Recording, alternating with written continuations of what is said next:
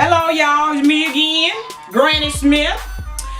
This ain't got shit to do with, but anyway, I wanted to tell you anyway. I had to tell you the story. This is true. You can't make this shit up. This is a true story. It's a true story. I got ready to take one of my daughters to her first job interview. I ain't gonna tell you which daughter. I have 4 lovely, beautiful daughters who got themselves together. Praise the Lord. I ain't gonna tell you which one. But what I am gonna tell you is, when I got ready to take her homegirl to her job interview, but this one, if you going somewhere, you need to tell her to get ready the day before. So I go outside and I'm sitting in the car. True story. True story. I'm sitting in the car waiting on baby girl to come out, you know, prepared for her first job interview. So I'm sitting in the car. So she come outside. So I look over at her. And I didn't say it, but I was thinking it.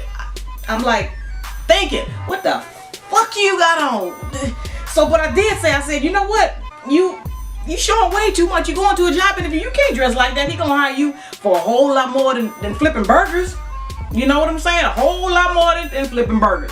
You know, baby girl, she came out. She had 3 health code violations. 3. Number 1, her dress was too short. Number 2, she had all kind of cleavage showing. You know, as the youngsters call it, she was directed.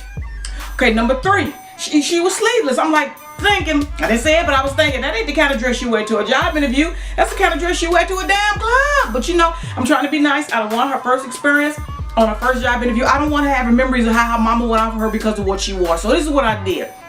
So maybe we can get some safety pins and pinned up. So I go in the house.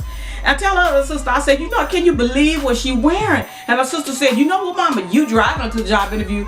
So my daughter goes to pull up, she goes to, you know, put out 2 different bright color polo shirts. Here, mama, why don't you make her wear that? I said, no, I'm gonna just go ahead and pin her up with these safety pins. So we get in the car, and you know, naturally she got an attitude. You know how young people are, they got attitude. You trying to tell them the right thing, they got an attitude. But that's okay again, because I don't want to ruin the experience. So where we live, it's about 22 miles for the freeway. I've actually clocked it before. I kid you not, 22 miles. So I kept looking at her. She was putting on makeup. I kept looking at her. I'm like, we're almost to the freeway. I'm gonna say approximately 21 miles. Because we was almost to the freeway. She stopped putting on makeup. I said to myself, what the fuck is she doing? Is she putting on makeup, or is she creating a new identity? Do I need to go look on America's Most Wanted to look for my damn daughter? You know how youngsters are these days. So I'm like, dang girl, you did. So finally she put on her little makeup. So, you know, we on the way to the trip, and you know, on the way to the job interview. It's kind of far, you know. So that was one of the reasons why I didn't want to have her go back in the house and change like her sister had suggested. We crunched for time. So on the way there, she fell asleep. Naturally, my black ass got lost. I get lost all the time. My son said, mama, you get lost all the time, huh? I said, yeah, boy, I couldn't find my way out of a paper bag. My son said, even if it had a hole in it? I said, yes, son. Even if it had a hole in it. So on the way to the job interview, I look over there and she's asleep. And again, that's why I got lost. Even with a GPS, I get lost. So I looked over and I said, oh, that's not 3 health code violations, that's 4. I looked down at her. She had a split in her damn dress. I said, I be damn, like my mama used to say when I was growing up, I be damn.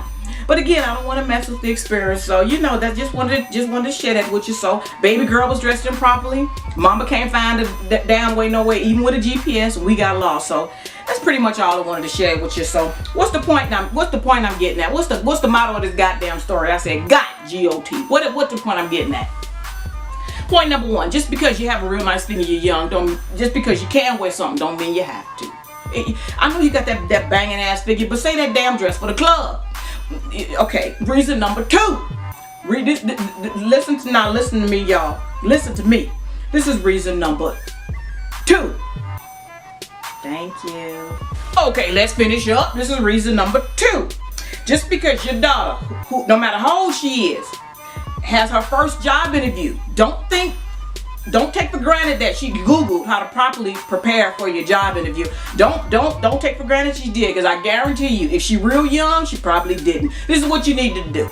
You need to do this the day before her job interview. Go in there and check her clothes. Check them top to bottom. No hidden pockets, no hidden compartments. Check her shit, because I guarantee you she gonna come out looking like she ain't supposed to. You gotta help these youngsters. We older people, we know what we talking about most of the time. You gotta check them.